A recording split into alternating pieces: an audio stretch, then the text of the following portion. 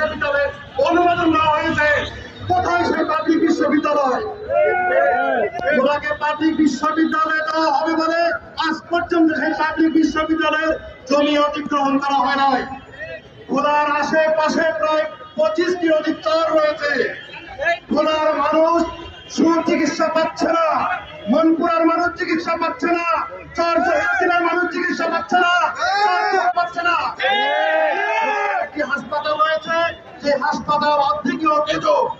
অনতিবিলম্বে ভোলায় একটি আধুনিক প্রয়োজন হলে বর্তমানে 3 কোম্পানির যে 3টি হাসপাতালের কথা বলা হচ্ছে, একটি হাসপাতাল ভোলায় প্রতিষ্ঠা করার জোর দাবি জানাচ্ছি। আমাদের দাবি একটাই,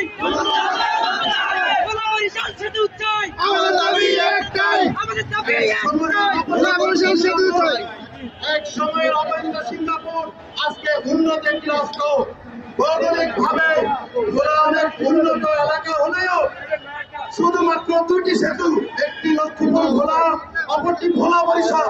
এই সেতুটি যদি উন্নয়নের রাস্তাকে যুক্ত হয়, শুধু ভোলা নয়, ভৌগোলিক ভাবে বাংলাদেশ উপকৃত হবে। ভোলায় শিল্প কলকারখানা প্রতিষ্ঠিত হোক, এই দাবিগুলো যৌক্তিকভাবে অন্তর্বর্তী সরকারের মাননীয় উপদেষ্টা প্রফেসর ডক্টর মোহাম্মদ ইউনূসের আপনার হস্তক্ষেপে এই দাবিগুলো অনতিবিলম্বে বাস্তবায়নের জোর দাবি জানাচ্ছি। আপনাদের সবাইকে এই দাবির প্রতি সংহতি রেখে কর্মসূচি অব্যাহত রাখার আহ্বান জানিয়ে আমি আমার বক্তব্য শেষ করছি। ধন্যবাদ সবাইকে।